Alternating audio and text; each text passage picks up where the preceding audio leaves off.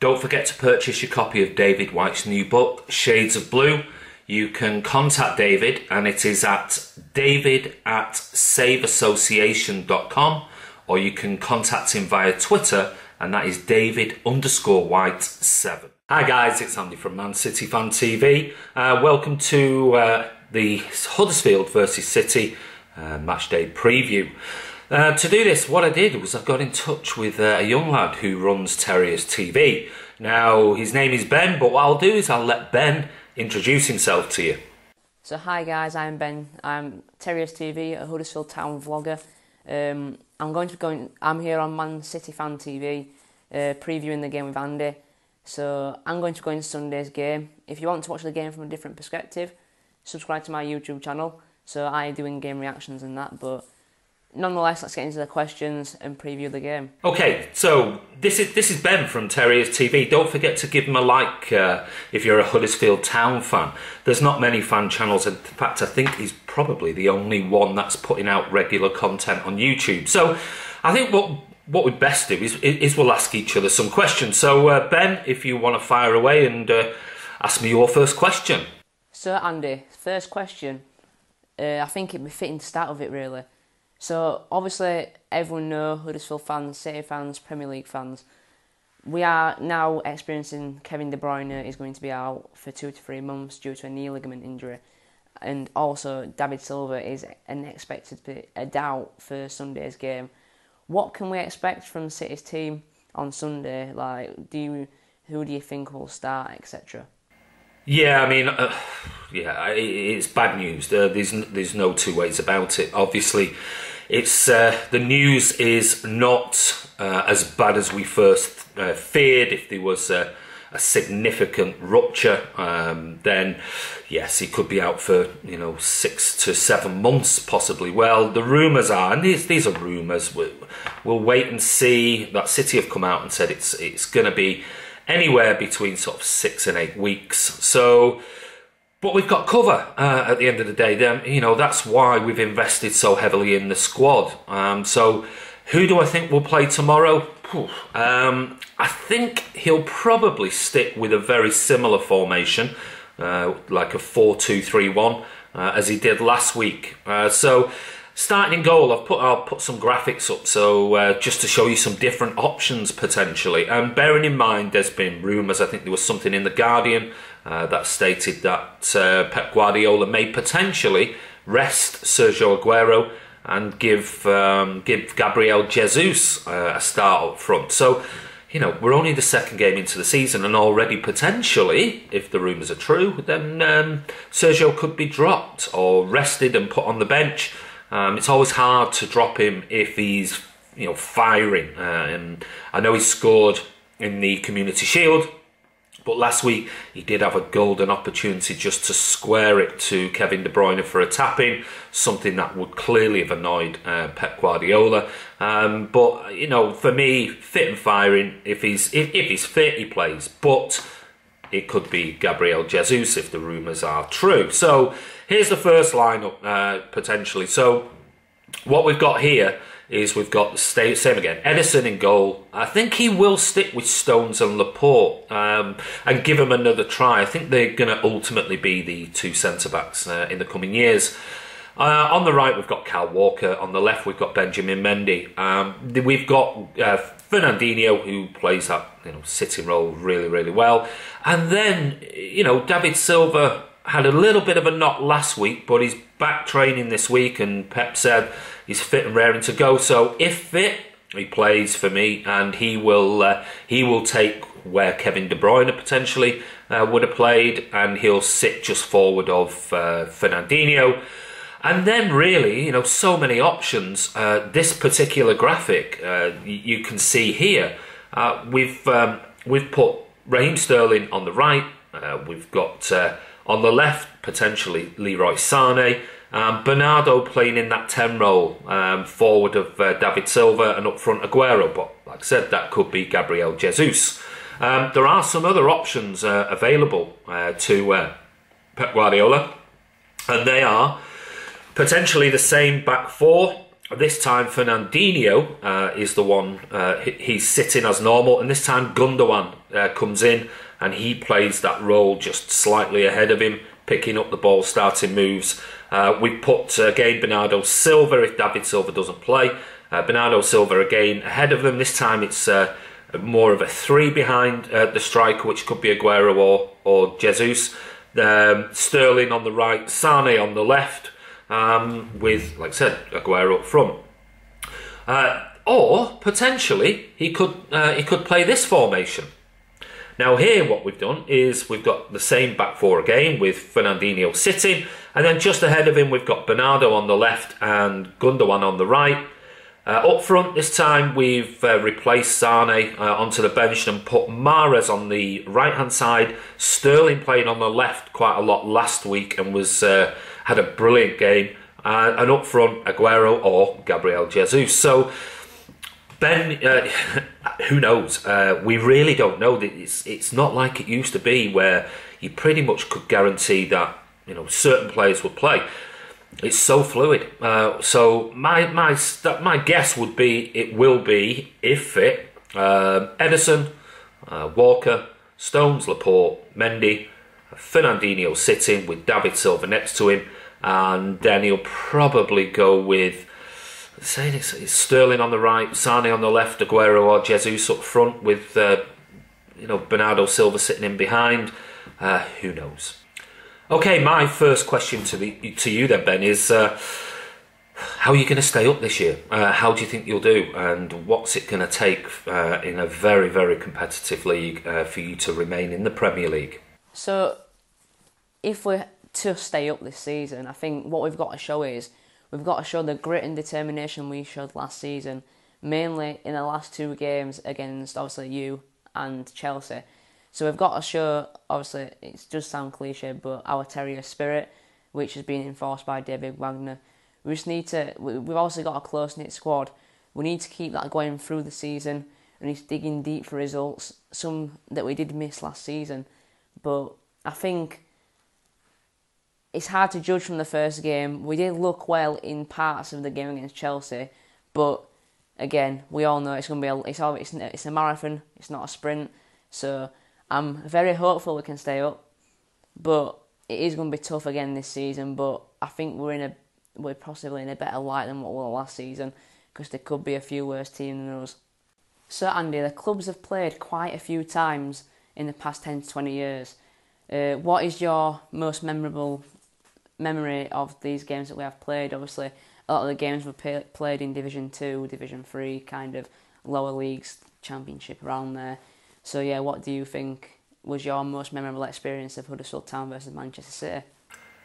Okay, my most memorable game, well, I think you know what's coming. It's November 1987. I was there. Huddersfield, Man City beat Huddersfield 10-1. Don't think it's ever been repeated again. 3 players in the game getting hat-tricks. One of them was Tony Adcock, the other was Paul Stewart, and the other was the person who I had the honour of sitting down and chatting to for nearly 5 hours this week on our episodes of our Meet with David White, and he got a hat-trick as well. And I think an ex-City player, Andy May, scored a penalty. So, yeah, I mean, it was one of those. And if you want to know a little bit more about that, don't forget to that game from the perspective of a Man City player, then watch the video, that one of the episodes that David White talks about Paul Stewart's hat-trick and Tony Adcock's, and just how everything on that day just seemed to go for them. I mean, he did say Huddersfield were awful defensively, but everything that seemed to happen just seemed to end in a goal. So yeah, Ben, it's got to be the 10-1 from 1987. So linked into my last question, Andy, I'm judging that you're going to go for the 10-1. That's all that City fans really go on about when they play us. But do you think it could be another route for City, another close to 10-1, maybe a 6-1, something like that? Because that's the way the pundits are hyping this up. So do you think it'll be another route for City, or do you think it'll be another... Because obviously we had 2 very close close run fixtures last season. Obviously, you beat us 2-1 with a lucky goal at the John Smith Stadium, and it was a well fought 0-0 draw in your last home game. Well, when you lifted the trophy. So yeah, do you think it'll be another rout for City or another close run fixture? Who knows? It certainly won't be 10-1. That's for certain, Ben. Looking at last week's game when you played Chelsea, we played Chelsea in the Community Shield the week before and they were poor. But last week you got a bit of a drubbing at home, 3-0, and that was really without Hazard starting. So I think you played something like a 3-5-1-1 formation. I think you'll probably play something very, very similar tomorrow. You'll sit deep, playing that 1-on-1 up front with 5 across the middle. I think when you look at your possession stats from last week, I think they were 33% or something like that, which inevitably happens when you sit deep and just allow the opposition to have the ball, which Chelsea did quite a lot. Will you beat us? Who knows? But I doubt it. I'm going to go for a comfortable Man City win.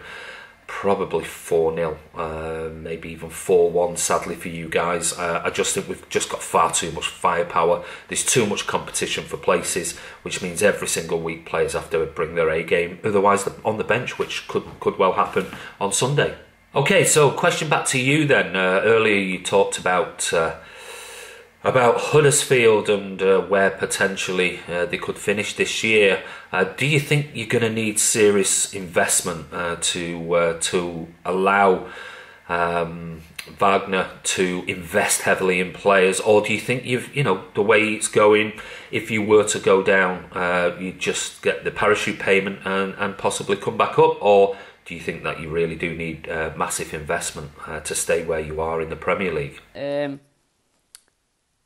I would like to see us go to the next level, but I think we've made the route up from League One under Dean Hoyle, and it wouldn't be the vision that we have seen for the club.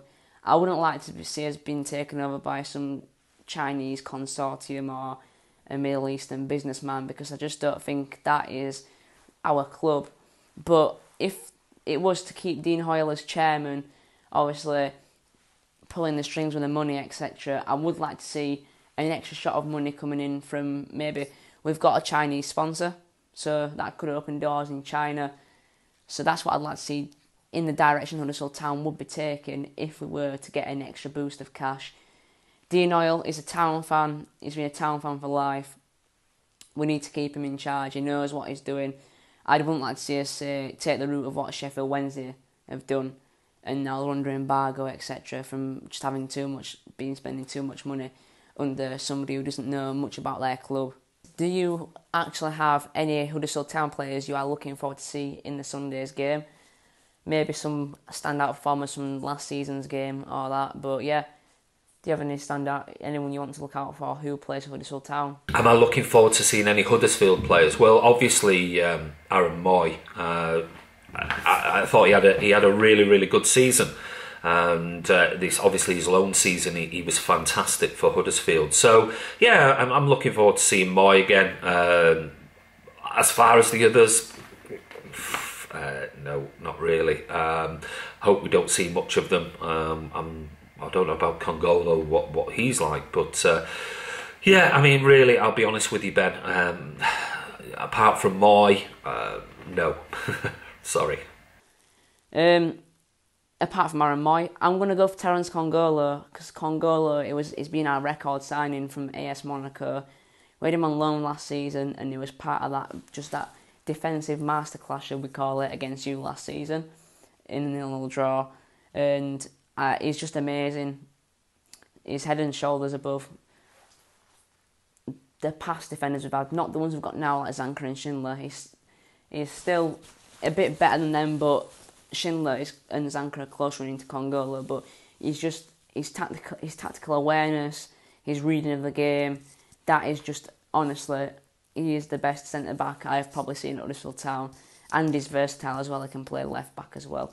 But that's my player to look out for in Sunday's game, Terence Congolo. We've actually signed Demir Duhani today, Obviously after he left the City setup, he's now joined Huddersfield Town's under-23s or elite development squad as it's known to us. But one of the players that I would have liked to see, and obviously you've said, is Arzani. He's very highly sought of in Australia, and he's had a good breakthrough season with Melbourne City.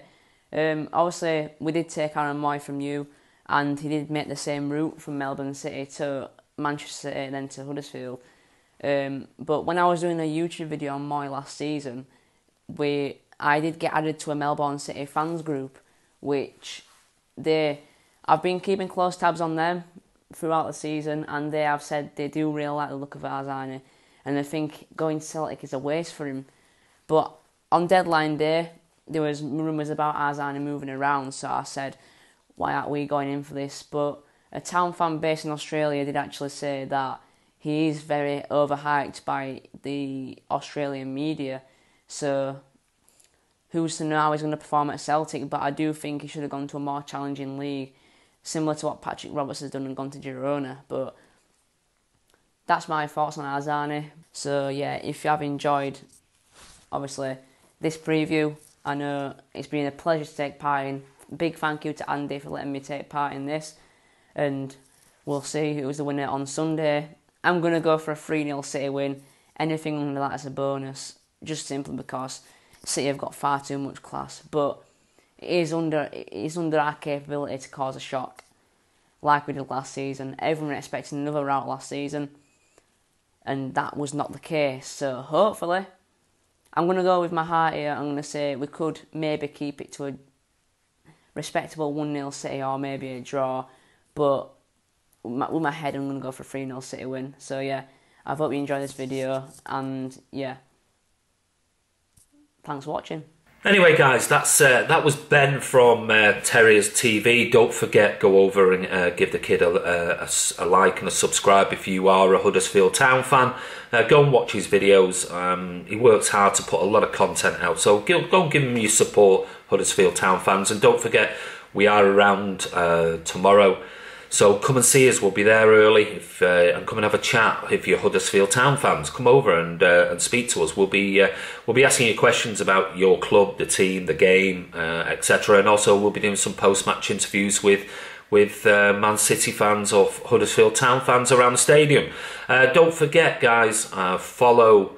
Give Ben a follow and a subscribe if you're a Town fan. With ours, don't forget to subscribe. We're now pushing nearly the 3,000 followers, which has gone ballistic in the last 7-8 days. So also don't forget to check out the David White video interviews. I think episode 3 should be coming up today.